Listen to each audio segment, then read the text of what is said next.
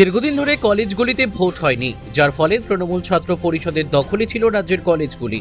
সেই সঙ্গে দক্ষিণ দিনাজপুর জেলার গঙ্গারামপুর কলেজটিও তৃণমূল ছাত্র পরিষদের দখলে ছিল।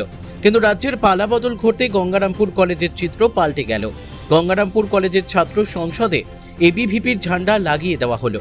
সোমবার বেলা 1টা নাগাদ গঙ্গারামপুর শহরের নিউ মার্কেট এলাকা থেকে এবিভিপির নেতা কর্মীরা একটি বর্ণাঢ্য মিছিল বের করেন।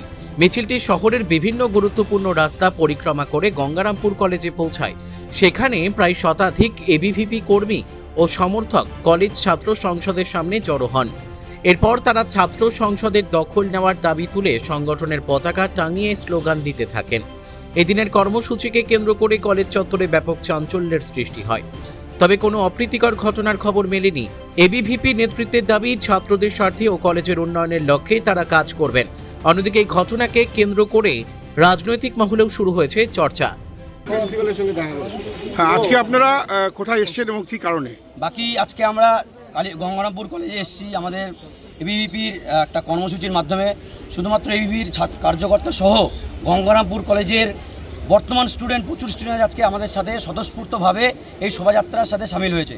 আমরা জানি বিগত 15 বছর তৃণমূলের কি গুন্ডাগিরি চলেছে, তার তরুণ গোটা পশ্চিমবঙ্গের সাথে সাথে গঙ্গারামপুর কলেজেও তৃণমূলের গুন্ডা বাহিনীরা বাকি বিরোধী কোনো ছাত্র সংগঠন সাথে এবিভিপিকে নির্দিষ্টভাবে কোনো গঙ্গারামপুর কলেজে কোনো রকমভাবে কাজ করতে দেয়নি। তার স্বতঃস্ফূর্ত সারাতে আজকে আমাদের এবিভিপির জেলার টিম সহ যারা গঙ্গারামপুর কলেজের ছাত্রছাত্রী আছে তারা আজকে গঙ্গারামপুর কলেজে আমরা এসেছি এবং সামনে প্রিন্সিপালের সাথে আমাদের গঙ্গারামপুর কলেজের সামনের দিনে ডেভেলপমেন্ট বাকি এবিভিপির কী প্ল্যানিং আছে সেই সব বিষয়ে আলোচনার জন্য আমরা গঙ্গারামপুর কলেজে এসেছি। আচ্ছা, কলেজে তো অনেকদিন ধরে ভোটও হয় না, সেই ব্যাপারে আপনারা কি আজকে কলেজে দখল দেবেন না? না, এবিভিপি দখলের রাজনীতি বিশ্বাস করে না।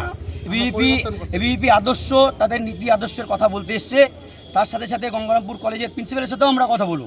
বাকি এবিভিপি কোনো রকম কোনো কিছু দখল করবে না। আপনাদের মাধ্যমে আপনাদের সাংবাদিক মাধ্যমে আমি বলতে চাই, এবিভিপি কোনো কলেজে দক্ষিণ দিনাজপুরের কোনো কলেজের দখল এই জিনিসটা নেবে না। বাকি এবিভিপি সামনের দিনে যখন ছাত্র সংসদ নির্বাচন হবে, বাকি আমরা আমাদের যাকে এখন শিক্ষামন্ত্রী হয়েছে বর্তমান সরকারে, তাকে আমরা কিছুদিন পর তার সাথে আমরা বলবো যে ছাত্র সংসদ নির্বাচন তো বহুদিন ধরে হয়নি, বাকি সমস্ত জায়গায় ছাত্র সংসদ নির্বাচনের দরকার আছে।